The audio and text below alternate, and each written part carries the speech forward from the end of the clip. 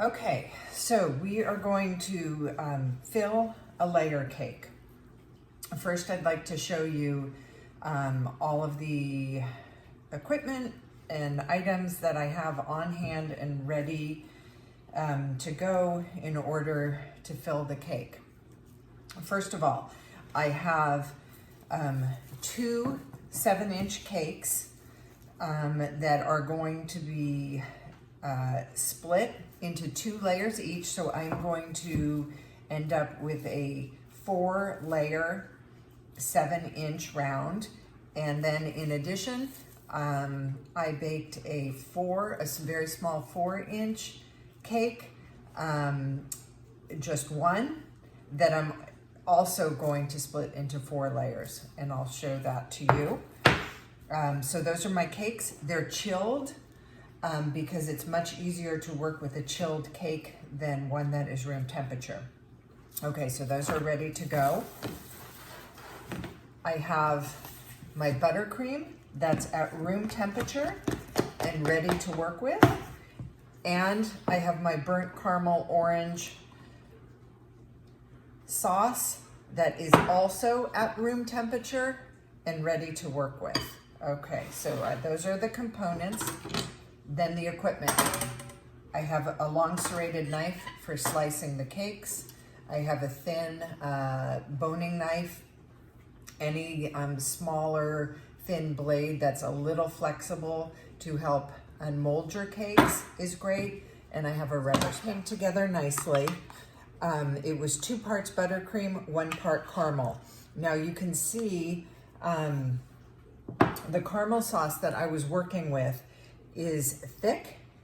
It's not liquidy. It has a lot of body to it, and therefore a relatively similar consistency to the buttercream. So those 2 components mix together very nicely, and you end up with a buttercream that is similar in consistency to the vanilla buttercream, which makes it work well for the filling of the cake. It has nice color. It's going to have very caramely flavor. I think I'm going to need more as I work through this cake, but again, just remember 2 parts buttercream, 1 part. I'm going to unmold all my cakes and slice the layers. So I use my thin knife,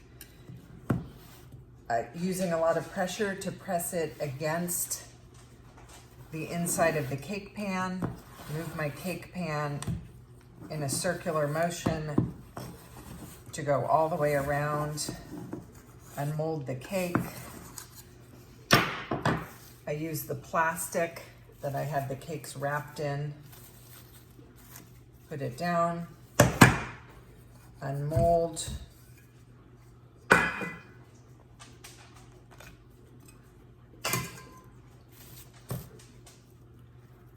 Remove the paper.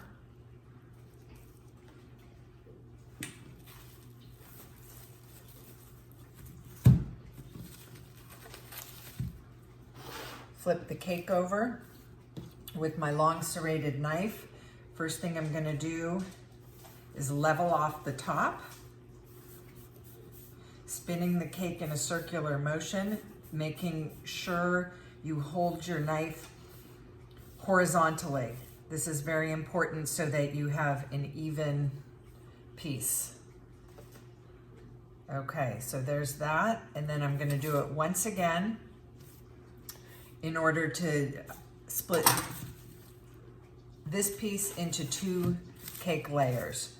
So I start by marking halfway.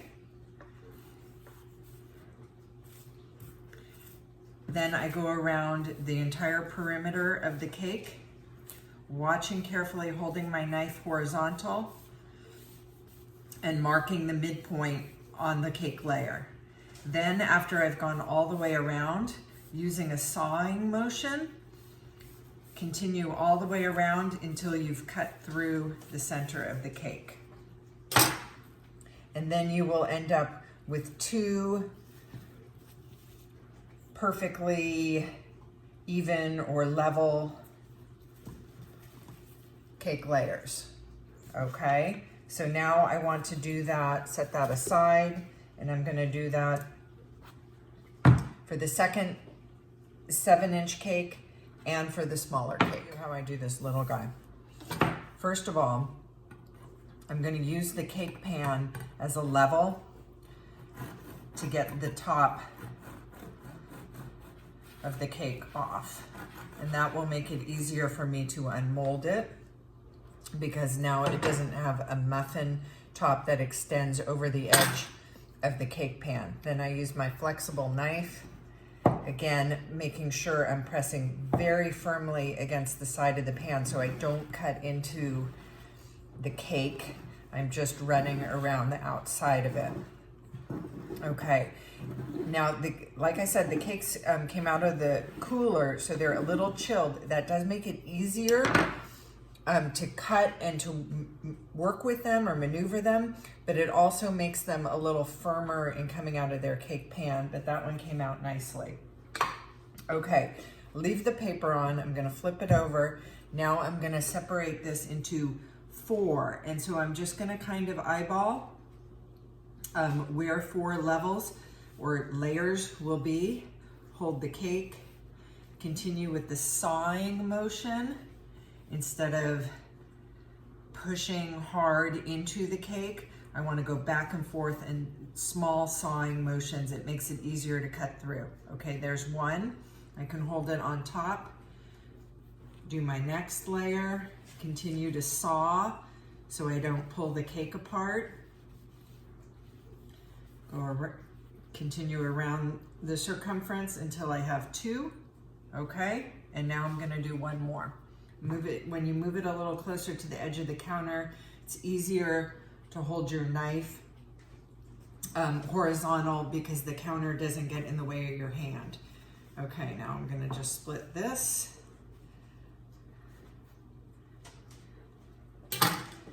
And now I have 4 little layers there as well. Okay, all of my cake layers have been cut, so I'm ready to start filling the cake and building it. I like to build my cake, my layered cakes, back inside the cake pan. Okay, so I have my taller 7-inch pan. I haven't needed to wash it. It has cake crumbs in it, but that's fine. Because the cake is gonna go back inside. So I'm gonna start with one of my bottom layers. I'll make that go in first. Now, when I build the cake inside the cake pan like this, I'm going to invert it.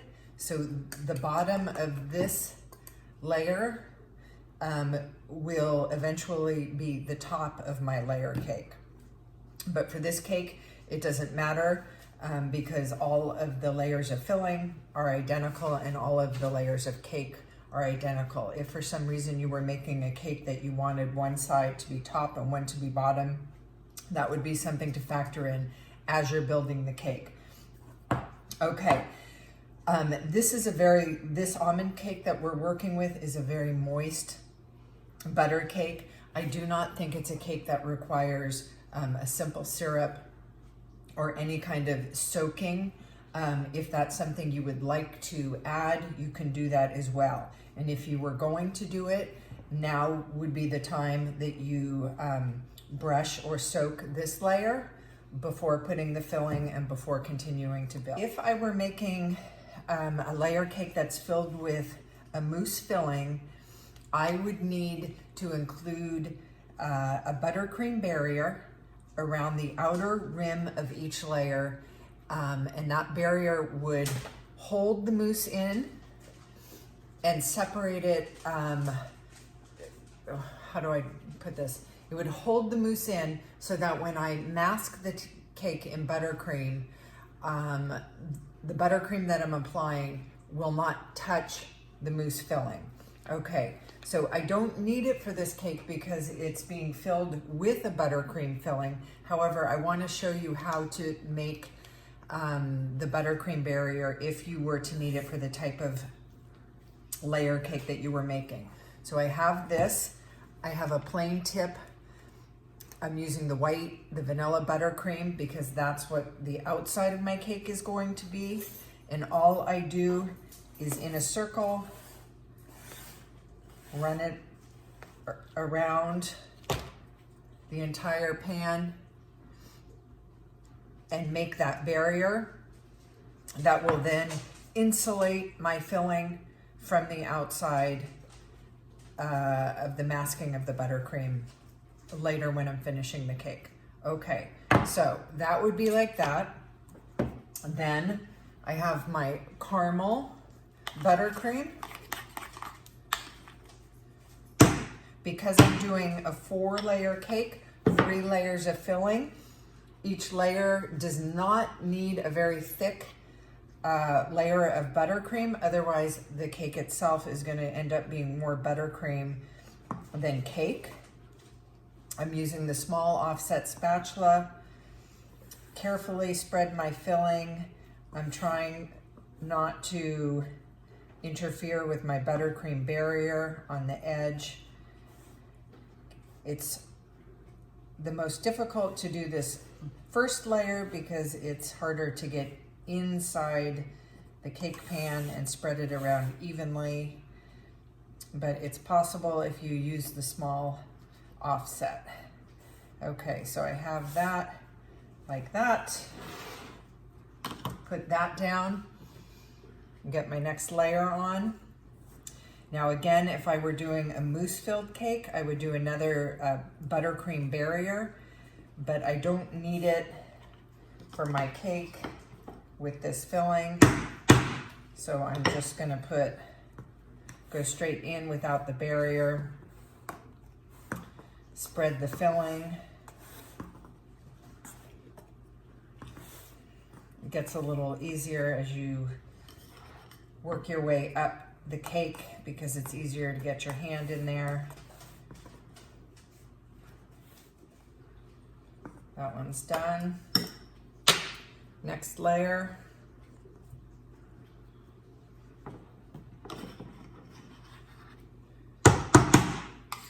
Now I'm pretty much using up all my filling for this 7-inch cake. I'll have to mix up just a little bit more for my 4-inch, but I will do that in a minute.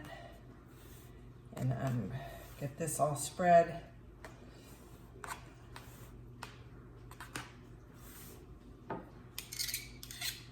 A little more in there.